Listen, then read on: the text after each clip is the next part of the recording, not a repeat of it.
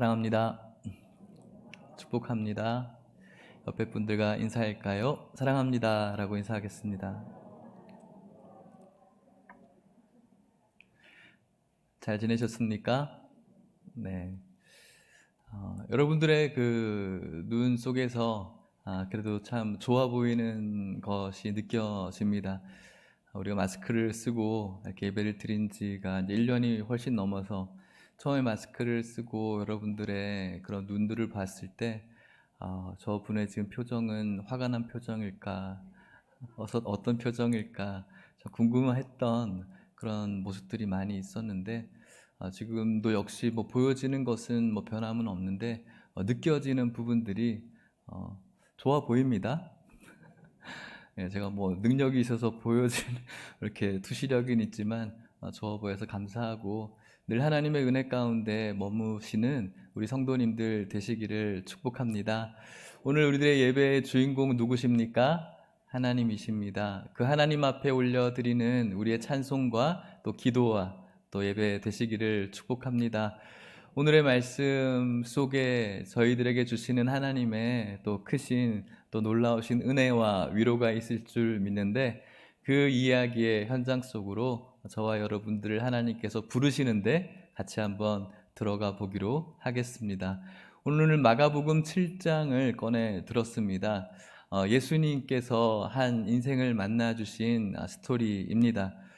이 인생을 만나 주시기 전에 예수님께서는 이 땅 가운데 사역을 하시면서 특별히 복음 하나님 나라에 대해서 이야기를 하시는 그런 모습들 속에서 함께 하시던 사역이 있었는데 그것은 바로 병자들을 치유하는 그런 사역들이었습니다.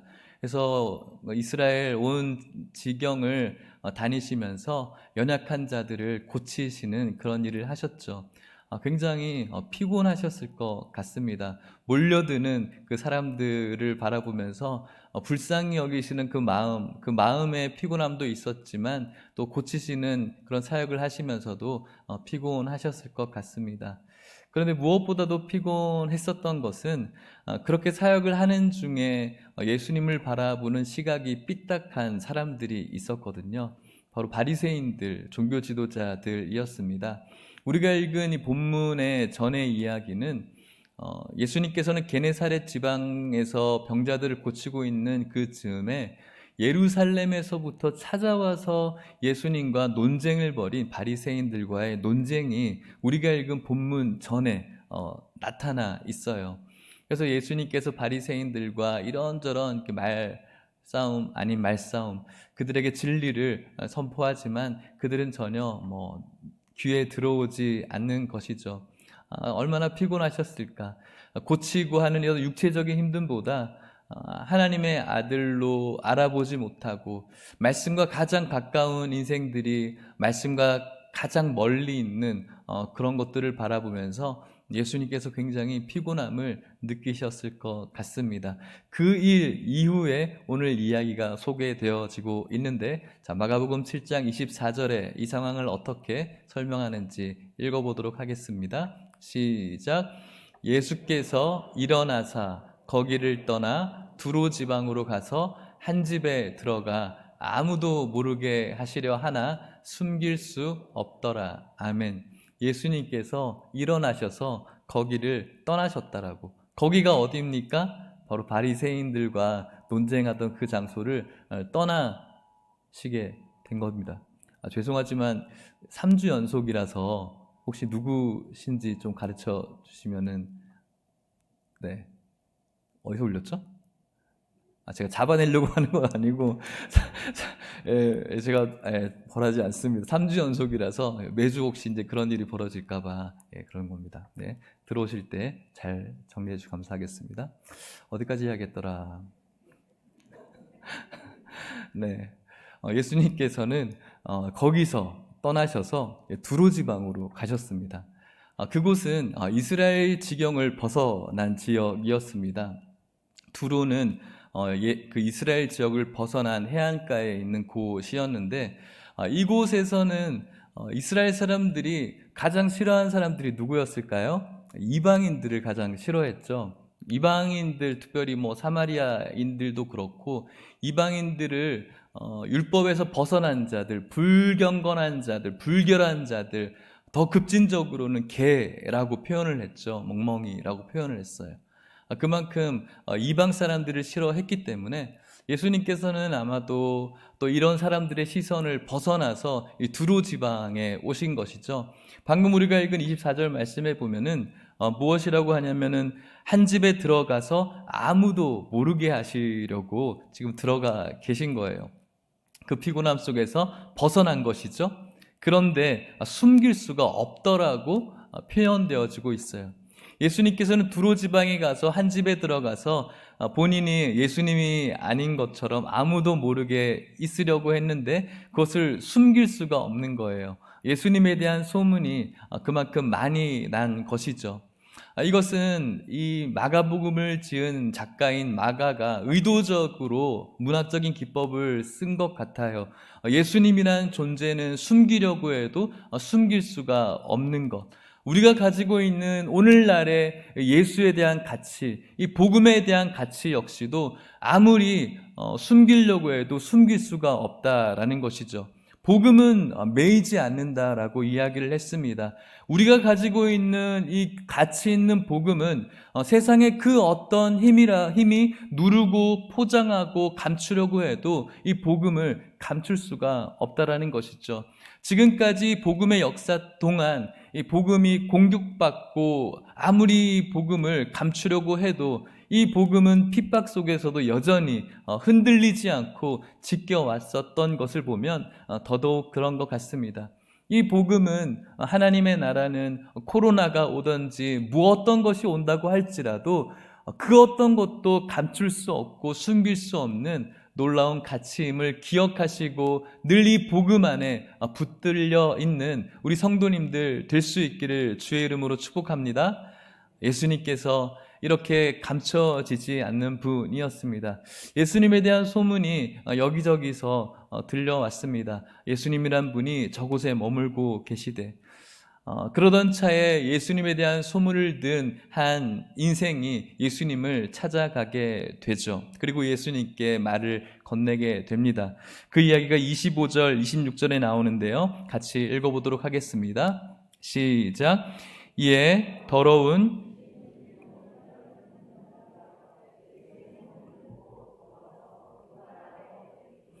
그 여자는 헬라인이요 수로보니게 족속이라 자기 딸에게서 귀신 쫓아내 주시기를 간구하거늘. 아멘. 이에 한 여인이 예수님을 찾아왔다고 합니다. 이 여인에 대한 소개가 2절 속에 굉장히 많이 나오고 있습니다. 어떤 여인이라고 이야기합니까?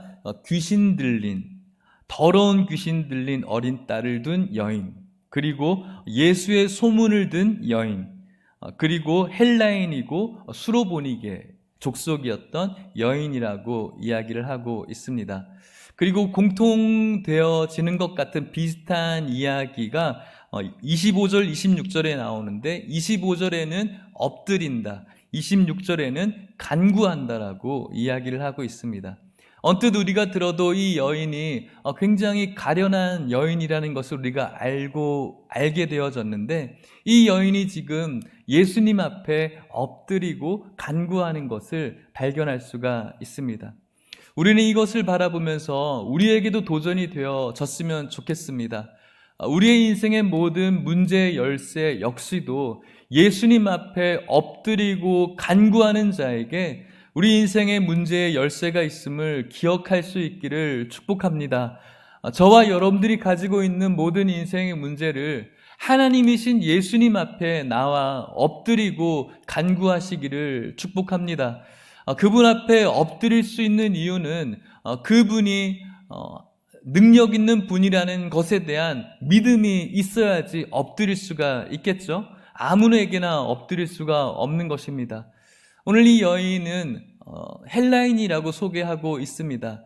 성경에서는 이방인이라는 것을 강조하기 위해서 헬라인이라고도 하겠지만 이 당시에 헬레니즘 문화에 속했던 여인들, 헬라인들은 지성인들이었죠. 그리스 그리스 지성인들, 많은 철학을 알고 있는 여인이라고 할지라도 이런 지성을 가지고 있는 이 여인이 자신의 지성보다 높으신 하나님께 엎드리고 간구하는 것을 우리가 바라보게 됩니다. 우리가 가지고 있는 지성과 우리가 가지고 있는 논리와 철학과 과학보다 그것을 초월하신 우리 예수님 앞에 엎드리고 간구할 때 저와 여러분들에게 주시는 인생의 구원이 여러분들에게 있을 줄 믿고 오늘 이 예배 우리들의 모습이 이 놀라우신 예수님 앞에 엎드리고 간구하는 자의 모습이 되시기를 축복합니다. 이 여인은 가련한 여인이었습니다. 귀신 들린 딸을 데리고 있다라고 합니다. 그것도 성경에 보니까 더러운 귀신이라고 이야기를 하고 있어요. 귀신이 더럽다, 이 여인이 아이가 더럽다. 그것보다는 우리가 오늘날도 이런 말을 좀 많이 쓰죠. 비속어로 막 더럽게 어떻게 됐다, 더럽게 안 풀리네, 이런 말을 애들이 많이 쓰잖아요. 그만큼 지독하다라는 뜻이죠. 얼만큼 지독할까에 대해서 우리가 상상을 해보게 돼요. 어떻게 이 아이가 행동을 할까? 뜨거운 곳에도 뜨겁지 않은 것처럼 막 그런 데 들어가지 않을까? 낮에 입고 있는 옷을 다 풀어헤치고 여기저기 뛰어다니지 않을까? 괴성을 지르면서 밤마다 이렇게 살지 않을까? 그런 아이를 바라보는 어미의 심정은 굉장히 찢어질 것이라고 생각이 듭니다. 자녀를 가지고 있는 여러분들도 충분히 공감할 것이라 생각이 들어요. 한 아이 중에 조그만 열이 나도 이 아이가 오늘 밤 아프게 지내지 않을까, 잠 못 이루면서, 저는 좀 잘 잤는데 잠 못 이루면서 늘 지켜보면서 혹시나 열이 많이 나면은 이 아이를 데리고 바로 응급실로 달려가서 그 응급실에서도 빨리 치료가 되기를 바라는 저와 여러분들의 그런 모습인데, 하물며 더러운 이 지독한 귀신에 걸려서 고생을 하고 있는 이 딸을 바라봤을 때 이 여인의 삶은 정말로 힘든 삶이라고 할 수가 있겠죠. 수로보니게 여인, 이 여인의 이름은 아니라 수로에라는 나라에 있는 보니게 지역에 사는 여인인 거예요. 수로는 시리아를 뜻하고 보니게는 오늘날의 페니키아를 의미하는 것이죠. 수로란 시리아의 보니게 지역에 사는 이 여인, 이방 여인이 예수님 앞에 달려 나온 겁니다. 예수님, 우리 딸 아이가 지금 이렇게 귀신에 걸렸습니다. 주님, 이 귀신을 쫓아내서 우리 아이를 살려주십시오라고 부탁하게 되는 것이죠. 예수님에 대한 어떤 소문을 들었을까요? 좋은 소문들을 많이 들었겠죠. 이스라엘 곳곳마다 불쌍한 사람들을 아무런 대가를 바라지 않고 고쳐주시는 그의 사랑 많으신 예수님에 대한 소문을 듣게 되었을 것입니다. 우리가 알기로도 예수님은 너무나 좋으신 분이죠. 우리 역시 누군가가 이렇게 어려움을 당했을 때 완전한 치료를 우리는 해줄 수는 없지만 위로할 수도 있고 때로는 금전적인 도움도 주는 것이 우리들의 마음인 것처럼 예수님은 더 커다란 사랑의 예수님인 것이죠. 하지만 우리가 아는 것처럼 예수님께서는 좀 이상한 반응을 보이셨습니다. 어떤 반응이었습니까? 27절 말씀 같이 한번 읽어볼까요? 27절입니다. 시작. 예수께서 이르시되 자녀로 먼저 배불리 먹게 할지니 자녀의 떡을 취하여 개들에게 던짐이 마땅치 아니하니라. 아멘. 우리가 알고 있는 예수님과 굉장히 다른 모습을 보이고 있는 것이죠. 자녀로 먼저 배불러야 된다. 여기서 말하는 자녀는 이스라엘 사람들을 이야기하는 거예요. 유대인들을 이야기하는 거예요. 예수님이 속해 있는 유대인들을 먼저 먹여야 된다. 그들에게 먼저 은혜를 주어야 된다. 그들에게 먼저 복을 주어야 된다는 거예요.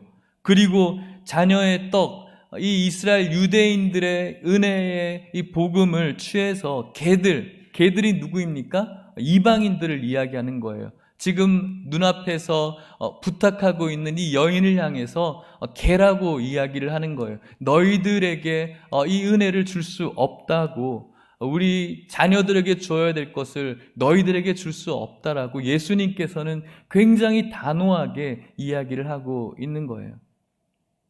사랑의 예수님인데 그렇게 지금 이야기를 하고 있는 것이죠. 이 이야기를 듣는 여러분들이라면은 여러분들은 어떻게 반응하시겠습니까? 자신을 향해서 개라고 이야기하는 당사자 앞에서 아무리 내가 구차해서 왔는데 그렇지 않아도 이 자녀 때문에 온갖 비참함과 자존심이 무너진 상태에서 이곳에 왔는데 그 자존심을 완전히 짓눌러 버리는 그 말을 들은 여러분들이라면 어떻게 반응하시겠습니까? 됐어요. 알겠어요.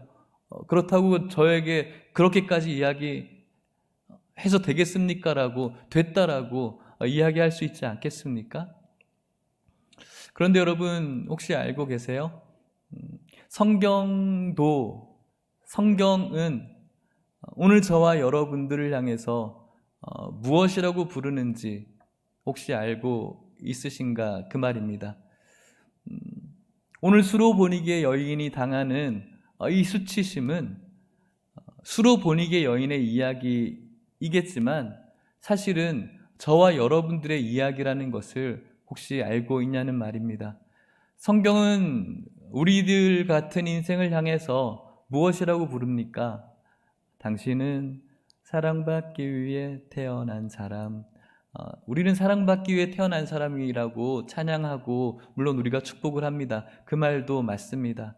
하지만 성경은 우리를 향해서 끊임없이 죄인이라고 부르고 있다는 사실이죠. 성경은 우리를 향해서 원수라고 부르고 있어요.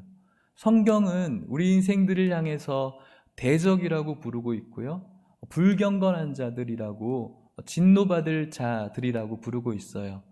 표현은 그렇게 하지 않았지만 급진적으로 이야기하면 그것을 개라고 표현하는 것도 맞을 것 같아요.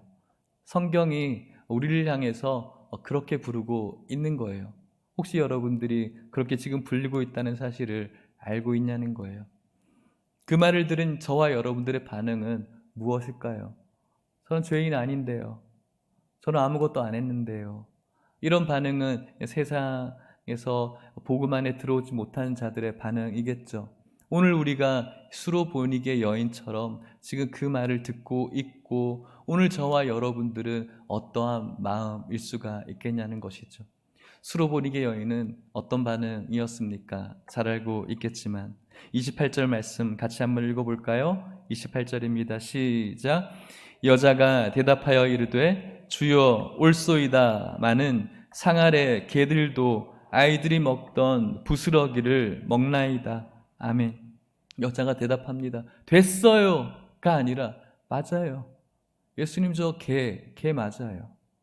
개 맞아요. 저 개예요. 그런데 예수님 개도 주인이 먹는 그 어린아이들의 부스러기 핥아 먹잖아요. 그 부스러기 주세요.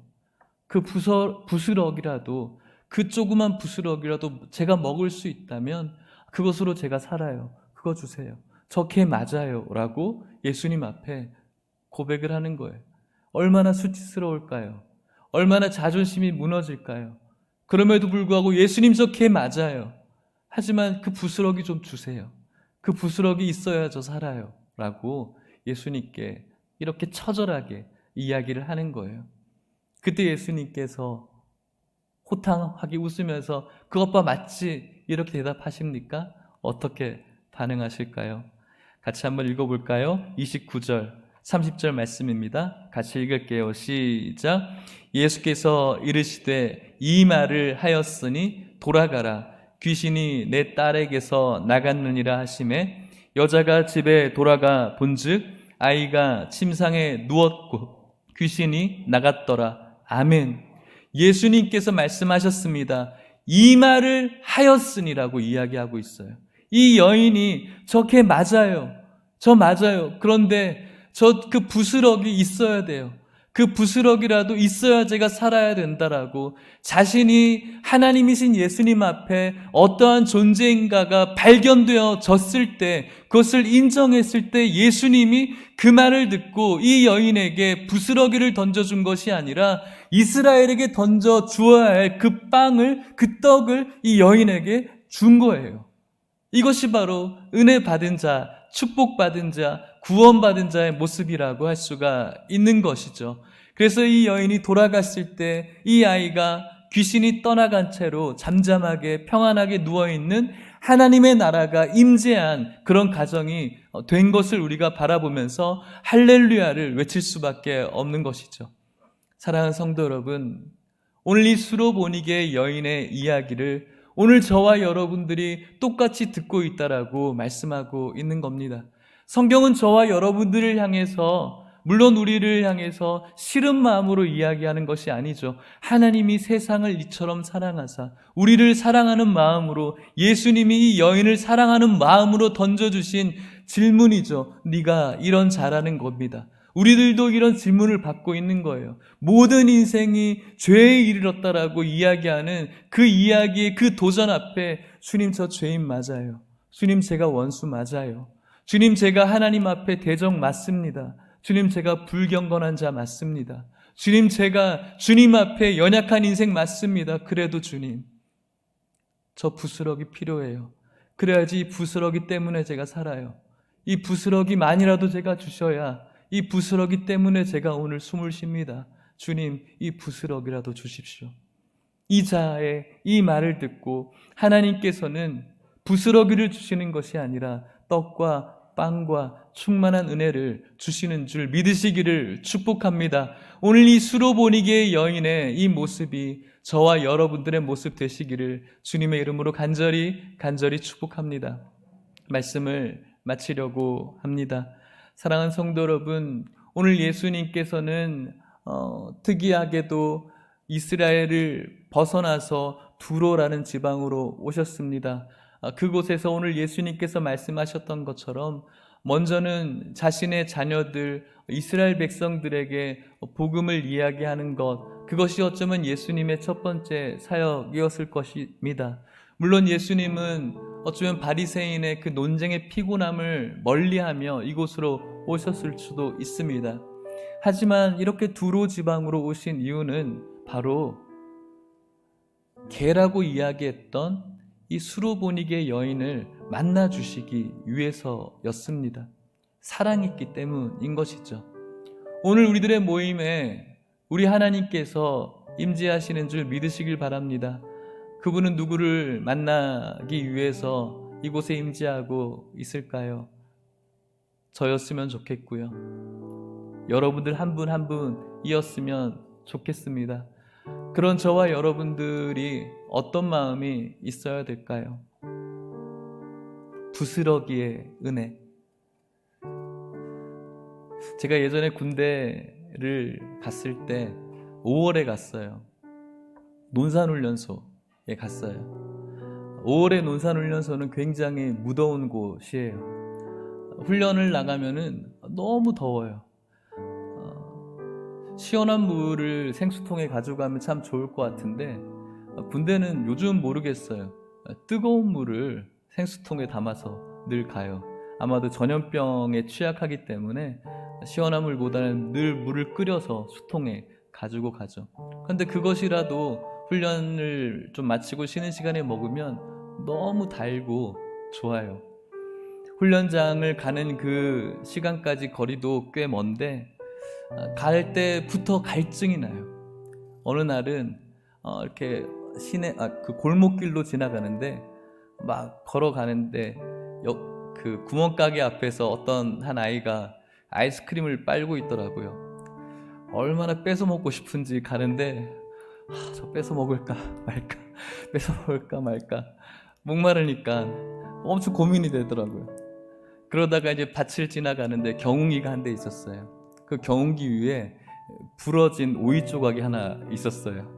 그래서 지나가다가 조교 몰래 그 오이 조각을 주워들고 조금 부서뜨려서 여기 친구랑 한 조각 베어 물었는데 얼마나 시원하고 맛있는지.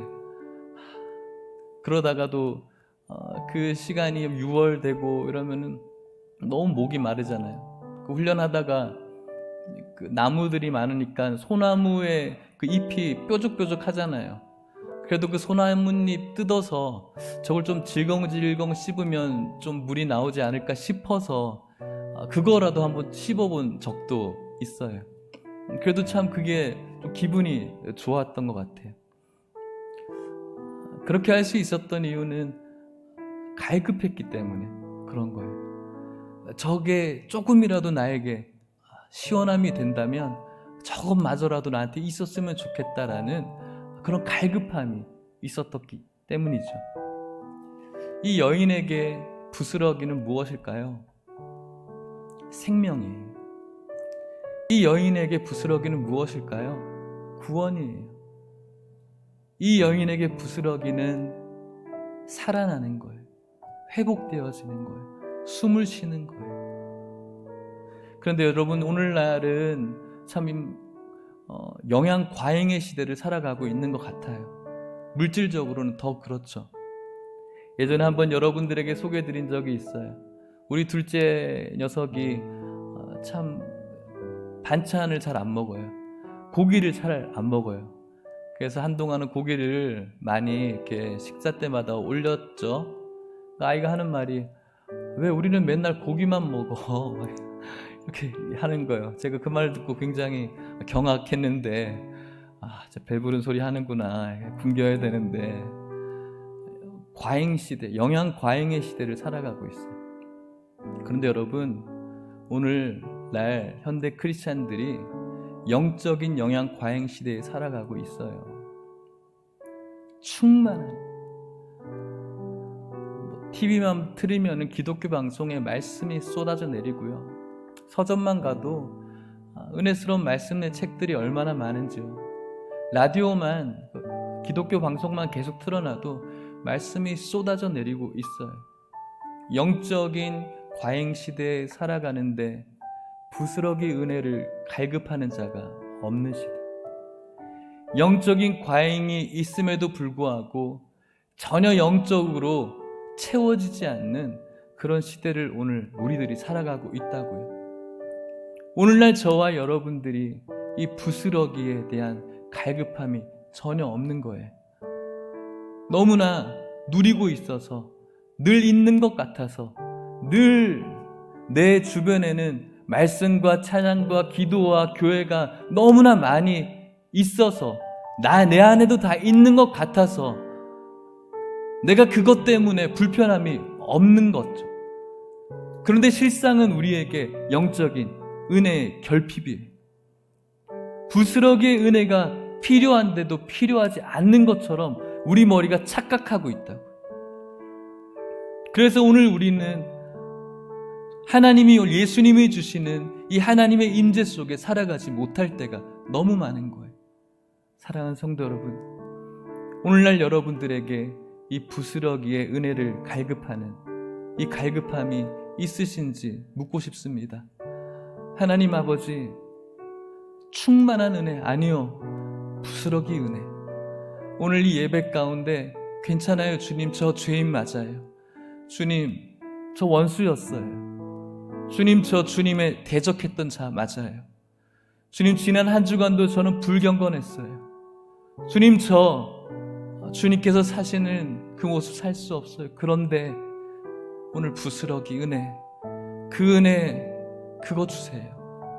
그 은혜 있어야 저 숨을 쉴 수 있어요. 주님, 그 은혜라도 있어야 오늘 내가 겪고 있는 이 아픔과 고통에서 벗어날 수가 있어요. 주님, 오늘 이 부스러기 은혜라도 오늘 저에게 주셔야 오늘 제가 살아갈 수가 있어요. 주님, 주십시오. 그 부스러기라도 주십시오. 이런 마음으로 여러분들이 주님께 나아갈 때 예수님께서는 이 말을 듣고 저와 여러분들의 삶을 하나님의 나라로 변화시켜 주실 줄 믿습니다. 주님, 주님만이 나를 숨쉬게 할 수 있습니다. 주님, 오직 이 주님의 은혜만이 나를 살리십니다. 주님, 오직 주님의 은혜만이 나의 구원입니다.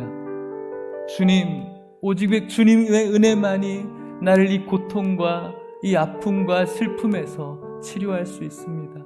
부스러기의 이 은혜만이. 이 고백이, 이 수로보니게 여인의 고백이 오늘 여러분들의 고백이 되셔서 주님의 이 귀하신 부스러기의 은혜의 축복 받아 누릴 수 있기를 간절히 소망합니다. 우리 같이 찬양하고 기도하시겠습니다.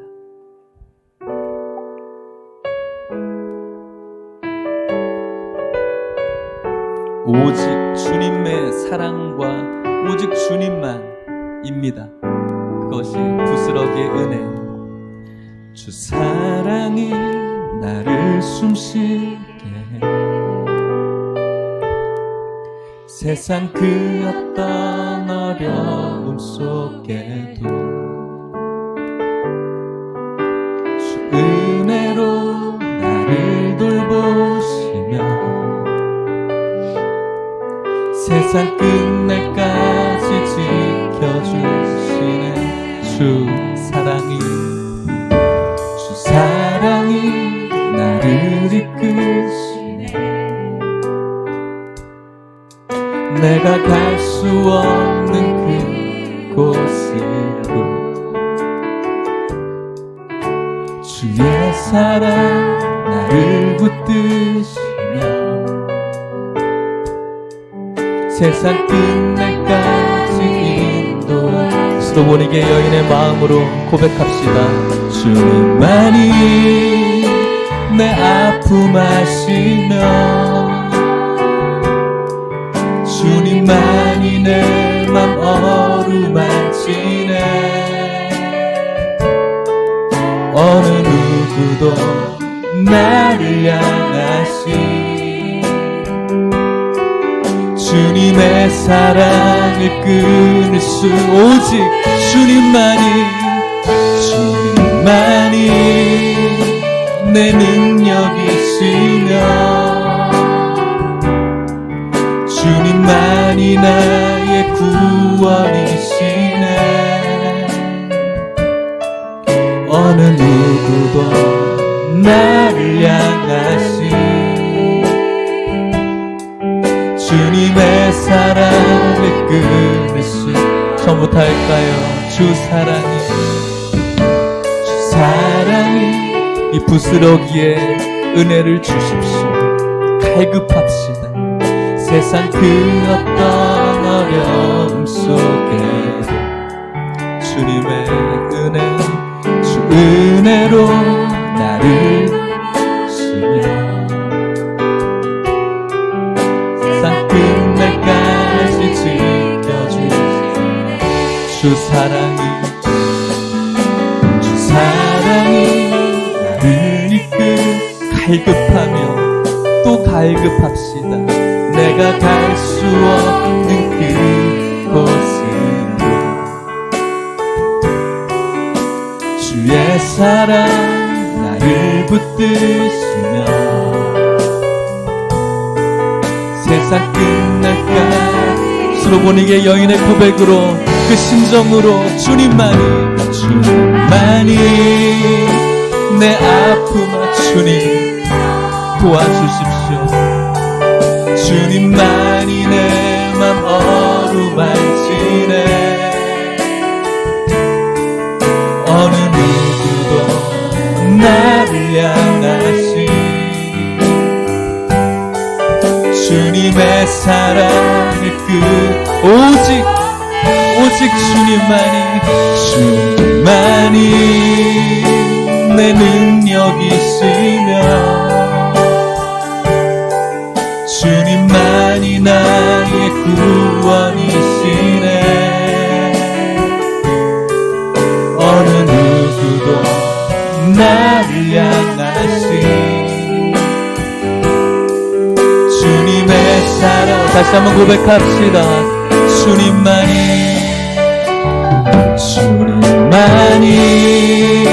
내 아픔 아시. 그렇습니다. 주님만이 내 맘 어루만 부스러기에 그건 저에게 주십시오. 어느 누구도 날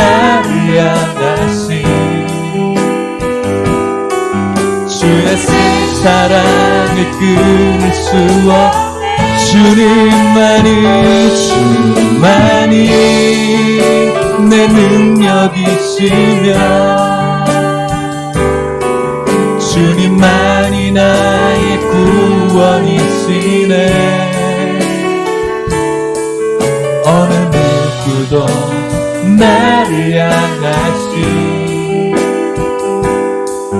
주님의 사랑을 끊을 수 없네. 우리 같이 기도합시다. 수로보니게 여인을 만나러 예수님께서 오셨습니다. 오늘 수로보니게와 여인과 같은 여러분들을 만나기 위해서 이곳에 오셨습니다. 우리가 무엇이라고 고백해야 될까요? 주님, 저 이렇게 잘 사는데요. 주님, 내가 이 정도 살면 되지 않습니까? 주님, 저 목사인데요. 주님, 저 장로인데요.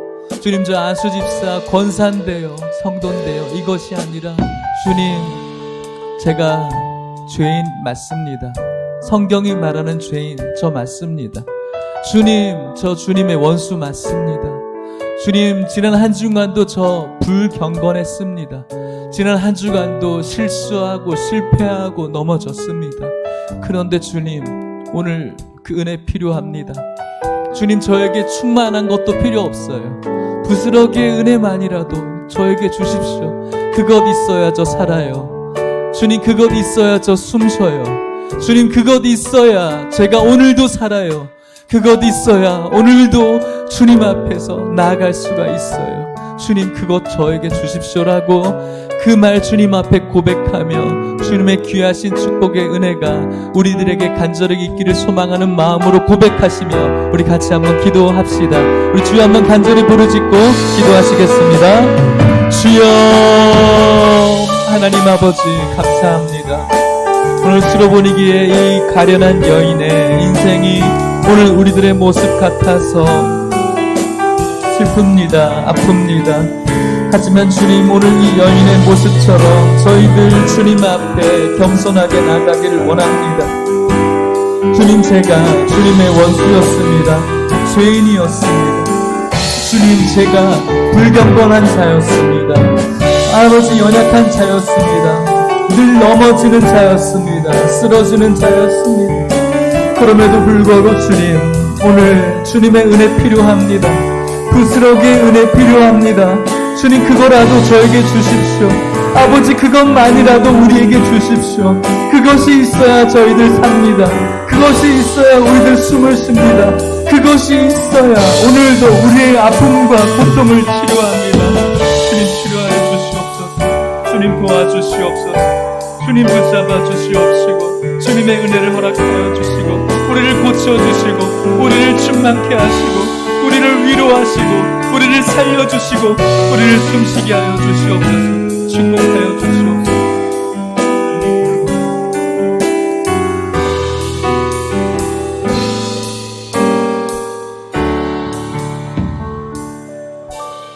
참 좋으신 하나님 아버지, 오늘 수로보니게의 여인을 바라보며 오늘 우리들의 모습을 바라보게 하시니 감사합니다. 오늘 수로보니게 여인의 모습 속에서 우리를 발견할 수 있다면 그것이 은혜인 줄 믿습니다. 아버지, 오늘 저희들이 죄인임을 고백합니다. 아버지, 저희들이 원수 맞습니다. 저희들이 불경건한 자입니다. 저희들이 연약한 자입니다. 주님 앞에 설 수 없는 자입니다. 하지만 하나님, 오늘 저희들 주님 앞에 설 수 없지만 그래도 주님, 저희들 많은 충만한 은혜 그런 거 구하지 않습니다. 부스러기 은혜라도 주십시오. 아버지, 그 부스러기 조그만 은혜라도 주셔서 그 은혜가 있어야 저희들 숨을 쉽니다. 그 은혜가 있어야 저희들 오늘 살아갑니다. 그 은혜 있어야 오늘 저희들의 고통과 슬픔과 눈물에서 해방되어집니다. 부스러기의 그 은혜 저희들에게 허락하여 주시옵소서. 그 은혜 오늘 간구하는 모든 자에게 주님께서 주시는 생명의 역사의 은혜를 허락하여 주시옵소서.